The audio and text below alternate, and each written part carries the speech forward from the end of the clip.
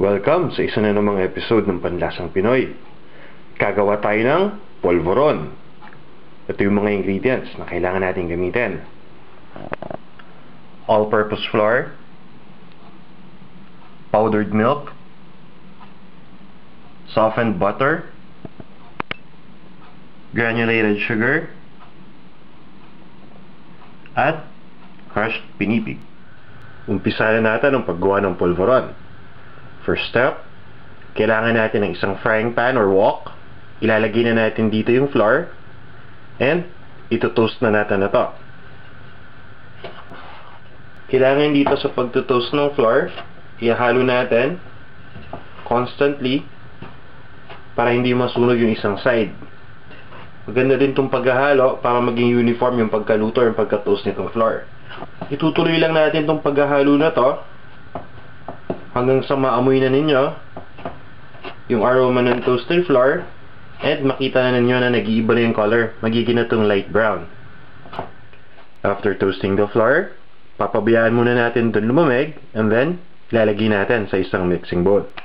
Once na nilagay na natin sa isang mixing bowl itong toasted flour, ihahalo na natin yung powdered milk. Gagamit lang tayo ng balloon whisk para mas mahalo natin ito mabuti. Next, ilalagay na din natin yung granulated sugar. Dapat nga pala dito sa mga ingredients natin, sinasift natin lahat or sinasala natin para nakakasigurado tayo na fine yung texture ng grains. Hahaluin uli natin hanggang sa maging well-distributed na lahat ng ingredients. Then, ilalagay na natin yung crushed pinipig.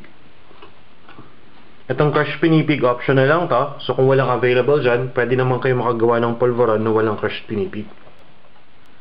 After mixing everything together, ilalagay na natin yung softened butter. Dapat softened yung butter, medyo liquid.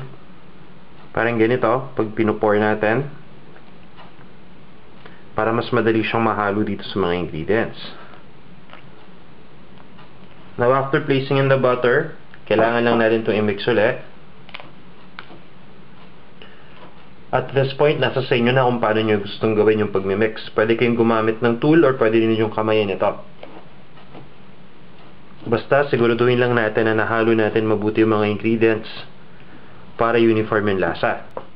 After mixing, papabayaan muna natin ito dito for a few minutes para lang tumigas ng konti yung butter. Next step, gagamit lang tayo ng polvoron molder. Magsuscoop tayo dito ng mixture. Make sure na intact at nakakompress para hindi sumabog pag nilagay natin. Then meron ako ditong papel de hapon. Pwede din kayong gumamit ng cellophane. Ilalagay natin sa center yung molder and dito natin yan isi-shape yung mixture. For our last step, kailangan lang natin itong balutin. So, nasa sa inyo na kung paano nyo gustong balutin.